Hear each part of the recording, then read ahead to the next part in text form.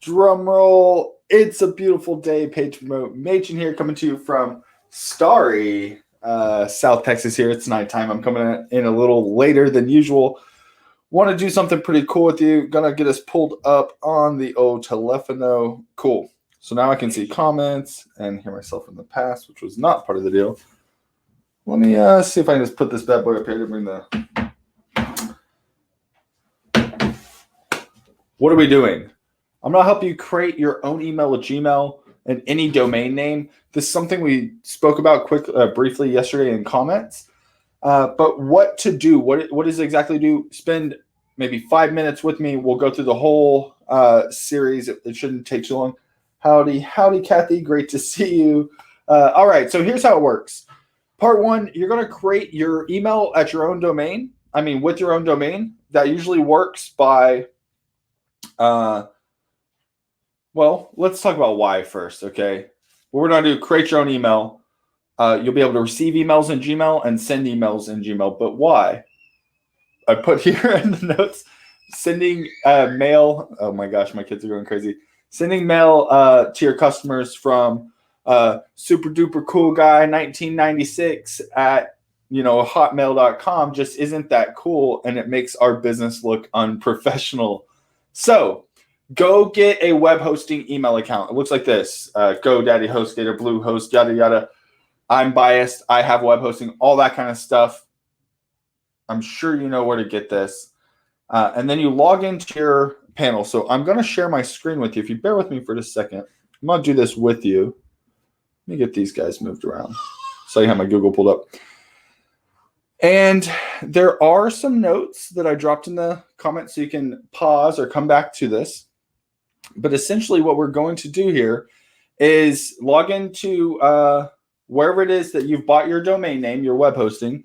Go to your mail section. This is Plesk. If you're using cPanel, which is like the control panel for it, then just log in. You'll go to your email, your mail section, and you'll create a mail address. Now, you have a domain name, and you can create, I'm using this vanity domain name here, and you can create whatever email addresses you want, typically there. But do we really want to go log in there? No, we want to use our Gmail like we normally do, but we just don't want it to look unprofessional to our customers. We want them to actually see this nice email and reply to that nice email, and us to get them all in Gmail easily in one place. So what we'll do here is put in any information that makes sense to follow the prompts. And from there, we create our email account. What you'll do on the next screen when it approves it is you'll want to check the settings. You'll usually get a settings box. Here we have our little settings icon. And by having that information, it'll have all the stuff that we might want in any case. So keep that handy. And then to send and receive email in Gmail, Gmail is pretty awesome. It's free. You can get free 15 gigabytes of storage, so you can upload your videos and have like a private video, your own private YouTube, your own private place for spreadsheets and notes and forms. I use forms and all kinds of stuff. So it's pretty awesome for that. If you need more robust software, there's all sorts of solutions there, even a G Suite upgrade for the free Gmail. If you have any comments, any questions, please ask away. This is interactive. I'll put this in the tutorials here in the units. If you're seeing it on YouTube, it'll be in the playlist for the quick tutorials. So log into your Gmail. You can see I've logged into my Gmail. You'll click the gear icon on the top right. Your background might look a little different, whatever. You'll click the gear icon. You'll click See All Settings. And then you'll go to Accounts and Import. It's this third option right up here at the top. And the first thing we want to do is actually add a mail account. So if you want to check mail from other accounts, is go ahead and click that. We're going to go info at that email address we just created.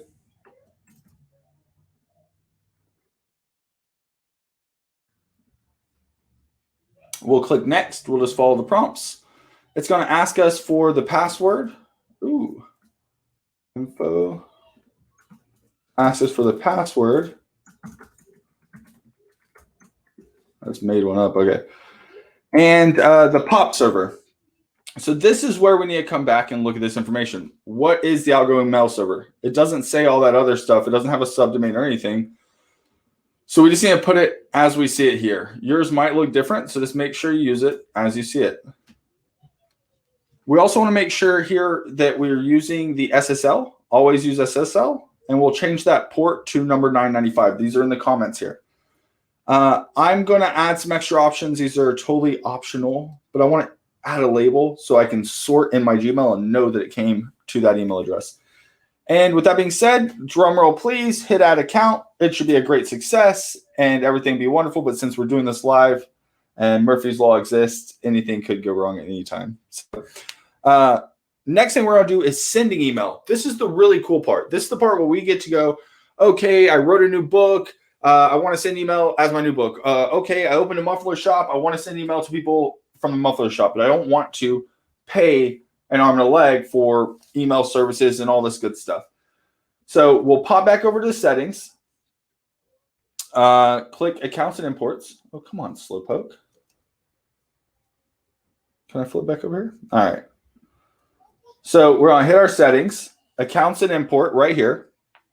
And then we're going to send a mail as. And so now we're going to click this button, add another email address.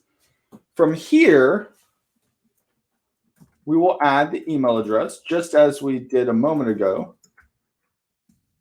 and treat as an alias. Now, we can uncheck that. That's a different conversation. Just 99% of the time, you're going to want to treat that as an alias. Now we'll want to configure the SMTP servers. This, again, is entering that information that we picked up earlier. What is the SMTP server? What is the port, etc.? It should just be your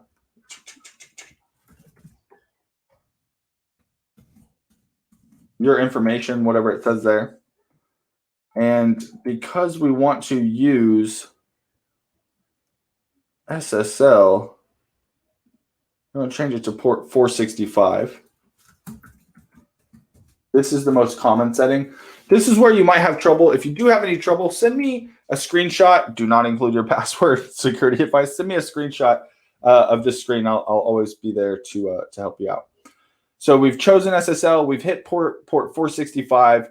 We've added the server based on the information that we have here. Our incoming outgoing mail server is here. It works for POP3, SSL, outgoing protocols, SMTP. That's what we're setting up here. Outgoing mail, SMTP. Use the server. Here's the username. Put the whole thing, the entire email address is the username. Drop your password and hit add account. And with any luck, drum roll please, we will get a email from Google asking us to verify that we're allowed to send and receive email. You may need to come here and maybe add a forwarding email address or log in to your original email where you originally created it to verify. However, most of the time, it's actually going to show up right here because we chose to receive email before we chose to send email. Sending email requires verification, so we'll just need to verify because that confirmation email is going to be sent to the free email that we created earlier.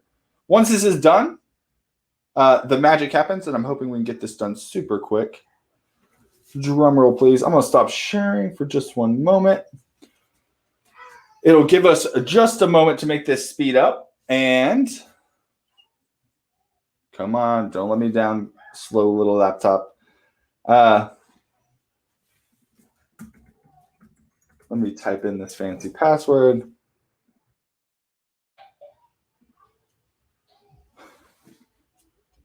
It's not playing nice. All right.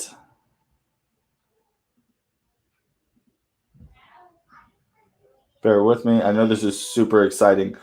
I'm looking for that confirmation email. I want to make sure that it came through and that I can do the confirmation so I can show you the cool part where we get to compose an email and choose how we want to send that and who we want to send that email as.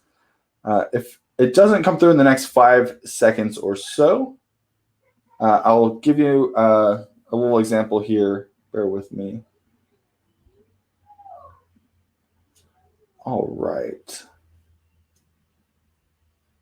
So it didn't come through like I wanted it to, so bear with me. What I'm going to do is share my screen one more time and actually show you here when you've confirmed that message, you'll now see when you send an email, if it's full screen, if it's small, it doesn't matter, if it's from your phone, etc. You can hit this little drop down here and you'll be able to select the different email addresses that you want to send email as. You can go into your settings and add different signatures for each one. As you can see, a signature pops up when we go here. And you send just like you normally would, and it comes from this new domain. I'll go ahead and send myself a test email to make sure everything's working. Oh, wait. There we go. Testing. And that's it. I hope this is super helpful. Lots of love, and I will see you at the top or to the left of the decimal for all our crypto lovers out there. Oh, hey, we didn't share. Let me redo that. Now we're sharing. All we have to do is click compose. Somebody should have called me on that. I know there's like a couple of us here. Click compose. Like I said, doesn't matter, small, big. You can click here on the drop down. Actually select the different emails. Choose a recipient, such as the email you just created, which would be weird because you'll create a loop, or your best friend or your customer, etc. I'm going to test this email. And there we go. There's the ta-da moment. All right.